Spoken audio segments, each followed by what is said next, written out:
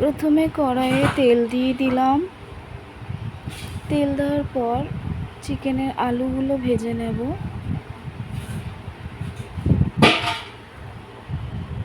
আলুতে একটু হলুদ লবণও দিতে হবে। দিয়ে আলুগুলো লাল লাল করে ভাজা হয়ে গেছে, তুলে নিলাম। এবার কড়াইয়ের তেলে আমি ফোড়ন দিয়ে দেব। তেজপাতা, শুকনো লঙ্কা, গোটা এলাচ, দারচিনি, এইগুলো দেওয়ার পর আমি তেলে পেঁয়াজ দিয়ে দেব। পেঁয়াজগুলো একটু লাল লাল করে ভাজতে হবে। আমি পেঁয়াজ দিয়ে দিয়েছি। এবার পেঁয়াজগুলো একটু নেড়ে নেব। লাল লাল হয়ে ভাজার পর আমি পেঁয়াজের মশলা দিয়ে দেব। দেখো লাল লাল করে ভাজা হয়ে গেছে। তারপর আমি মশলা দিয়ে দিলাম। মশলাতে আছে আদা, জিরে, রসুন আর লঙ্কা, এটার পেস্ট করে নিয়েছি। তারপর আমি হলুদ, লবণ পরিমাণ মতো দিয়ে দিয়েছি।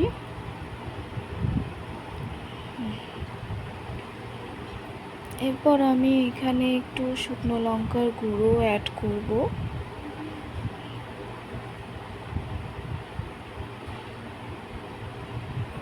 দেখো এতে আমি এবার শুকনো লঙ্কা দিয়ে দেব পরিমাণ মতো।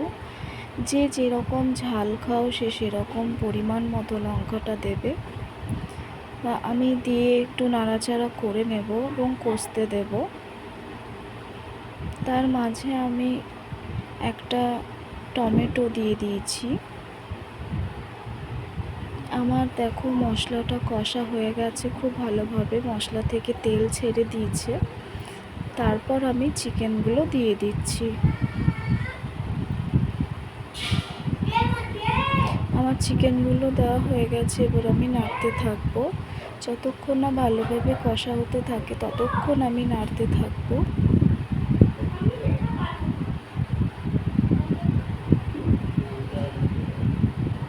দেখো চিকেন কষা হচ্ছে এবং এতে আস্তে আস্তে এটা থেকে জল বেরোতে থাকছে।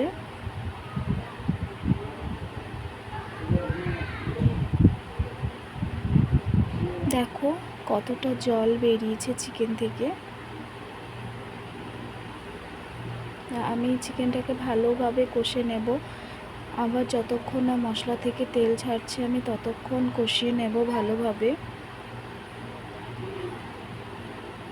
চিকেনের অনেকটা জল ছেড়ে দিয়েছে।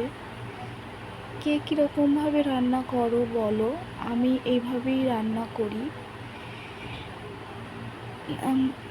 দেখো আমি আলুগুলো এবার দিয়ে দিলাম কষার সময়, যাতে আলুগুলো ভালো করে সেদ্ধ হয়। দেখো আমার কষানো হয়ে গেছে, মশলা থেকে তেল বেরিয়ে গেছে। এবার আমি জল দিয়ে দিচ্ছি। পরিমাণ মতো জল দিয়ে দিয়েছি, চিকেনটা সেদ্ধ হবে সেই জন্য।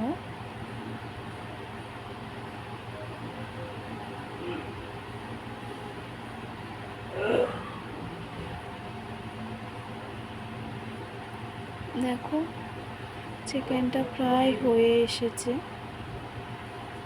এবার আমি এতে গরম মশলা অ্যাড করব। আমরা প্যাকেটের গরম মশলা ইউজ করি না, আমরা গোটা গরম মশলাকে হাতে বেটে নিয়ে আমরা রান্নায় দিই। তো গরম মশলা দেখো দেওয়া হয়ে গেছে। এবার আমার রান্না কমপ্লিট, আমি এবার নামিয়ে নেব।